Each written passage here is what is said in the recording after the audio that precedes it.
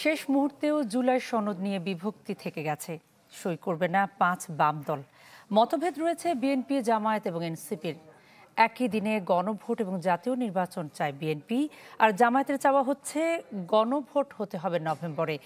বাস্তবায়ন আদেশ অস্পষ্ট থাকলে এনসিপি সই করবে কিনা তা পরে বিবেচনা করা হবে।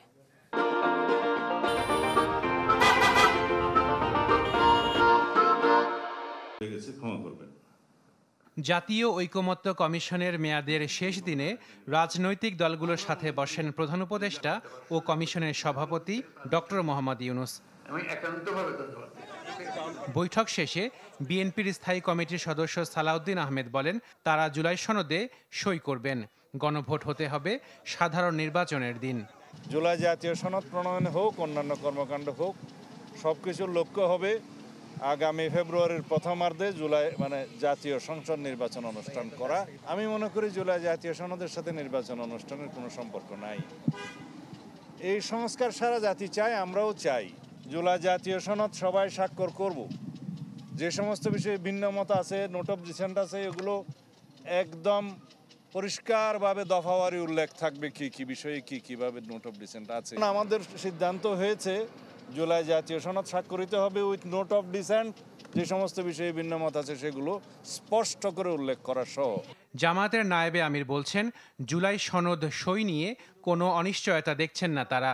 তবে গণভোট হতে হবে নভেম্বরে। নভেম্বরে গণভোট হলে জাতীয় নির্বাচন ফেব্রুয়ারিতে, এটা আমরা চাই। এবং 2.5 মাস তখন সময় থাকবে, দুটি একসাথে প্রস্তুতি চলবে। 17 তারিখে আমরা আশা করি যাব। মাত্র একদিন বাকি আছে, ওই দিন গেলেই আমি ইনশাআল্লাহ দেখে দিই। কোনো অনিশ্চয়তা আছে একদিন ধৈর্য ধরেন। শুনেন, সেরকম অনিশ্চয়তা আমরা দেখি না। এনসিপি বলছে, বাস্তবায়ন আদেশ অস্পষ্ট থাকলে দলটি সই করবে কিনা তা পরে বিবেচনা করা হবে। যদি জুলাই সনদ বাস্তবায়নের বিষয়গুলো জাতির কাছে অস্পষ্ট থাকে, তাহলে জুলাই সনদ স্বাক্ষরের মধ্য দিয়ে আমরা যে অর্জনটা করতে চাই সেটাকে অর্জন হিসেবে সামনের দিকে প্রাপ্ত হওয়া অনিশ্চিত থেকে যাবে। এ কারণেই আমরা জুলাই সনদের বিষয়ে আমরা স্বাক্ষর করব কি করব না সেই বিষয়গুলোকে আমরা বিবেচনাধীন রেখেছি। এই শর্তের উপরে যে কমিশন এবং সরকার জুলাই সনদ বাস্তবায়নের বিষয়ে জাতির কাছে ক্লিয়ার রোডম্যাপ তারা উপস্থাপন করবে। তবে বাম জোটের 5টি দল জানিয়েছে তারা সনদে সই করবে না।